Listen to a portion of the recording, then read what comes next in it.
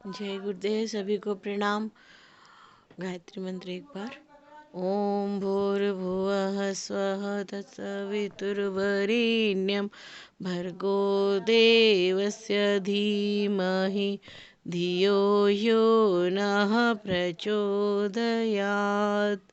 आज मैं आप लोगों को ये वाला सूत्र करा रही हूँ, तुल्यास प्रयत्नम सवर्णम। एक बार माँ सरस्वती को प्रणाम करते हैं और फिर आगे कंटिन्यू करते हैं। नत्वा सरस्वतीं देवीं शुद्धां गुण्यां करोम्यहं पाणिनीयप्रवेशाय लघुसिद्धान्तकौमुदीम्। ओम शांति शांति शांति। ये जो सूत्र है तुल्यास प्रयत्नम सवर्णम, इसको आप लोग एक दो बार बोलिए। तुल्यास प्रयत्नम सवर्णम। देखेंगे, तुल्यास प्रयत्नम सवर्णम। ये जो सूत्र है बहुत इम्पॉर्टेंट सूत्र है। और अगर हम देखें तो अष्टाध्यायी के पहले चैप्टर के पहले पाद का 9 नंबर का सूत्र है। ये क्या कह रहा है, इसको थोड़ा सा ब्रीफली समझ ले कि आप लोग इसमें सीखने क्या वाले हैं, तो आपको बहुत आनंद आएगा। इसके जो चार्ट बने हुए हैं इसको भी देख लेंगे ना, तो पहले एक ब्रीफ आइडिया कि आपको क्या प्राप्त होने वाला है। यहाँ आप देखिए, पहला कॉलम देखिए, अ क ख ग घ ङ ह और विसर्ग। फिर आप देखेंगे ई च छ ज झ ञ य और श। फिर आप देख रहे हैं री ट ठ ड ढ ण र श, री त थ द ध न ल स, उ प फ ब भ म। और ये जो चांद जैसा बना है ऊपर और नीचे, इसको उपपद मानी बोलते हैं। ये प और फ ये जो होते हैं, ये अब आजकल प्रयोग में नहीं आते, लेकिन ये गले की जीभ, एकदम गले में जो जीभ का मूल होता है वहाँ से इनके उच्चारण होते हैं। ये थोड़े अलग है, अब यूज़ में नहीं आते। विज्ञा म गण न, और ये चंद्र बिंदु जो होता है अम बोलते हैं हम लोग। ए और ऐ, ओ और औ, व क ख ये भी उपपद माने, प फ अभ्याम इस तरीके से बोलते हैं। ये सारे क्या हैं, ये वर्ण हैं। और ये चार्ट क्या बता रहा है आप देख सकते हैं। ये जो चार्ट है इसकी हेडिंग देखिए, आप क्या लिखा है, वर्ण उद्भव स्थान कोष्ठकम, यानी ये कहाँ से बोले जाते हैं इसका चार्ट है। आप नीचे देख सकते हैं, नीचे लिखा है कंठ, तालु, मूर्धा, दंत, ओठ, नासिका, कंठ तालु, कंठ ओष्ठ, दंत ओष्ठ, जिह्वा मूल। ये सारे क्या है, ये स्थानानी स्थान है इनके बोले जाने के। तो ये जो सूत्र हम पढ़ने जा रहे हैं, तुल्यास प्रयत्नम सवर्णम, इसी चीज को बताता है पूरा का पूरा। ये चार्ट जो बन के तैयार हुआ ये इसी का है। तो आधा सूत्र क्या है इसमें, एक तो स्थान बता देगा ये कि कहाँ से बोला जाता है। फिर एक एफर्ट होता है। एक एफर्ट कैसा होता है कि अगर हम कंठ से भी बोल रहे हैं तो कंठ के कितने पास, जैसे मतलब आप मेरे जैसे बात चली कि हरिद्वार कहाँ है, तो बोले दिल्ली के पास है, लेकिन देहरादून से और पास है ना। तो कोई बहुत पास, कोई बहुत दूर, और कोई बहुत पास से थोड़ा सा दूर, इस तरीके से। तो ये कैसे चलता है, ये 5 लेवल पे आते हैं। एकदम कंठ, कंठ के बगल से बिल्कुल छू करके जा रहा है वो, और कंठ के थोड़ा सा और दूर तीसरी स्टेज, और थोड़ा और बहुत दूर, और थोड़ा दूर, यानी ये इस तरीके से पास, बहुत पास, वहीं वहीं से कंठ से ही बोला जा रहा है। उदाहरण दे रही हूँ मैं कि एकदम कंठ, फिर कंठ से, कंठ के पास से, कंठ के थोड़ा पास से, ये 3 स्टेज हुई। और दूर और थोड़ा दूर, ये 2 स्टेज आई।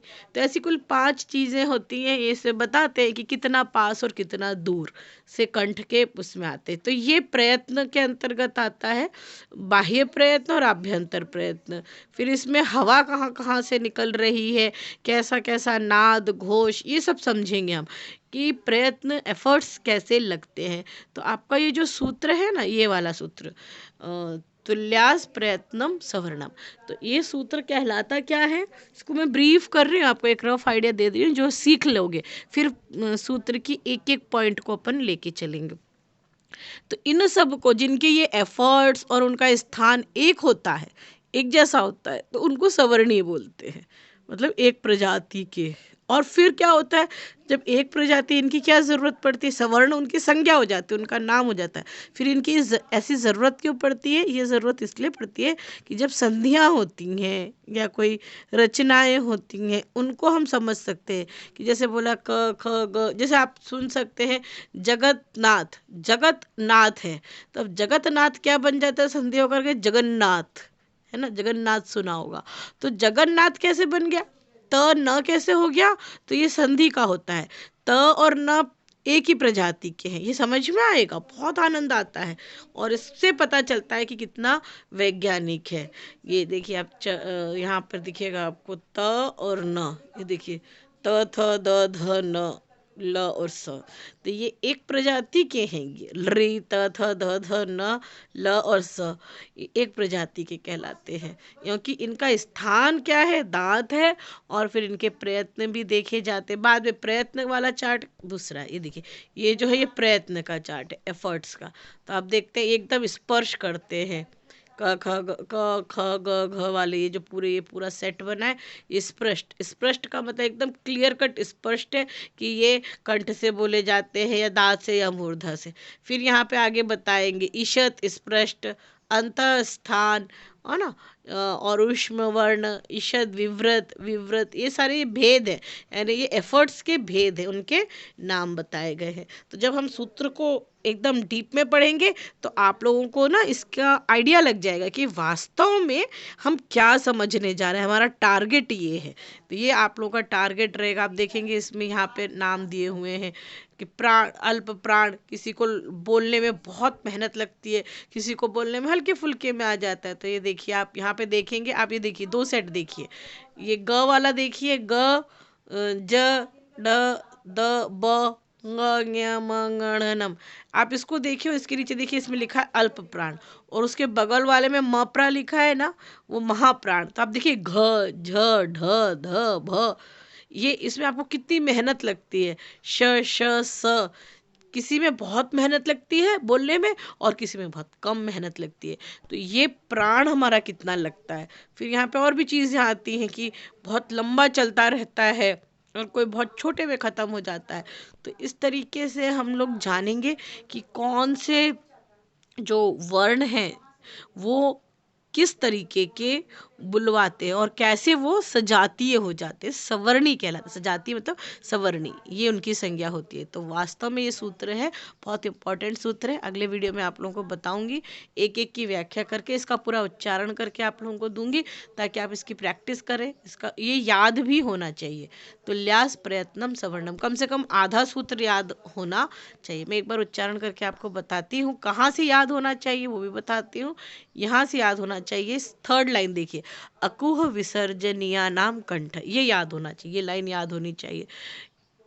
अकुह विसर्जनीया नाम कंठ, इचु यशा नाम तालु, ऋतु रसा नाम मूर्धा, ऋतु लसा नाम दंता, उपपदमान्या नाम ओष्ठौ, यमगणना नाम नासिका च, एदैतो कंठ तालु, ओदौतो कंठ ओष्ठम, वकारस्य दंतोष्ठम, जिह्वा मूल्यस्य जिह्वा मूलम, नासिका नुस्वारस्य। यहाँ तक ये आप लोग को याद होना चाहिए, इतना सा हम सबको याद होना चाहिए ये, क्योंकि इसकी ज़रूरत पड़ती है। अब इसका मतलब समझ ले, ये क्या बोल रहे हैं, अकुह विसर्जनीया नाम कंठ। तो यहाँ पे अ और कु, कु का क्या मतलब होता है, क वर्ग। क वर्ग में कौन कौन आता है, क ख ग घ, ये देखिए क वर्ग। यहाँ पे ये चार्ट चेक करेंगे ना, तो यहाँ लिखा है अ, फिर उसके बाद क ख ग घ ङ, ये किस में आती है, कहलाते हैं कु। इसके बगल वाले में आप देखिए च छ ज झ ञ, ये कहलाएगा चू। फिर उसके बगल में ट वर्ग, ट वर्ग को कहते हैं टू, और त वर्ग को कहते हैं तू, प वर्ग को कहते हैं पू। तो इसको कहलाते इकट्ठे कू चू टू तू पू कहलाता है। ठीक है, तो यहाँ कहीं पर भी जब ये आ रहा है ऊपर, ध्यान से समझेंगे कि अकुह विसर्जनीय, मतलब कि अ कु यानी क वर्ग, ह यानी ह केवल ह वर्ण, और विसर्जीय, विसर्जनीय, तो विसर्जनीय, विसर्जनीय मतलब विसर्ग।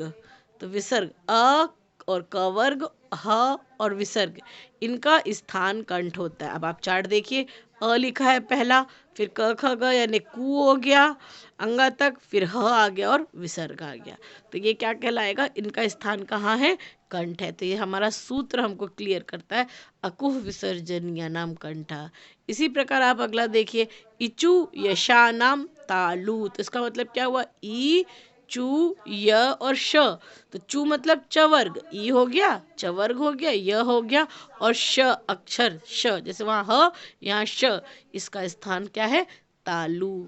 फिर री टू रसाणाम में हो गया री टवर्ग र और श, इनका स्थान क्या हो गया, इनका स्थान हो गया रसाणाम मूर्धा।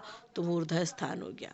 तो ये इस तरीके से। अगला है री तू ल सानाम दंताहा, मतलब कि दांत हो गया किनका, री का, तवर्ग का, ल का और सा का।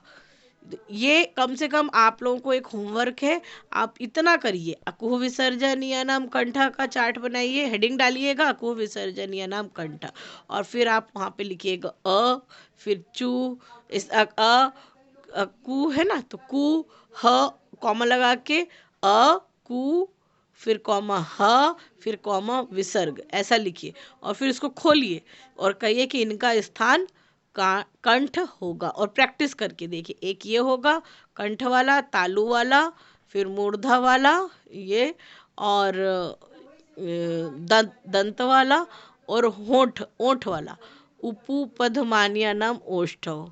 यहाँ तक का आप करिए। यम गणना नाम नासिका च, ए दो तो कंठ तालु, ओ दो तो कंठ ओष्ठम, ये छोड़ दीजिए, अगर कर सके तो बहुत अच्छा है। यहाँ तक अगर आप कर ले ना, यहाँ तक जीवा मूल्यस जीवा मूलम नासिका अनुस्वारस।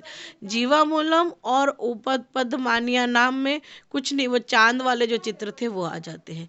चार्ट को आप रेफर कर सकते हैं, आप ऐसा बनाने की कोशिश करेंगे तो आपको बहुत अच्छा लगेगा। और जब उच्चारण करें तो उच्चारण करते हुए ध्यान दें कि आवाज़ कहाँ से निकल रही है, जीभ कहाँ टच हो रही है। तो आपको अभी तो ये भी नहीं पता कि कंठ तो ठीक है पता चल रहा है, तालु किसको कहते हैं, मूर्धा क्या कहलाता है, दंत कहाँ कैसे बोल रहे हैं। तो आप बोल बोल करके देखेंगे, प्रैक्टिस करके देखेंगे तो बहुत आनंद आएगा, मेडिटेशन हो जाएगा बल्कि। तो बहुत सुंदर सूत्र है ये, प्रैक्टिस करके देखिए। आगे वाले में मैं थोड़ा और डिटेल में बताऊंगी इसी को, अभ्यंतर प्रयत्न के बारे में बताऊंगी। जय गुरुदेव, प्रणाम। ओम शांति शांति शांति।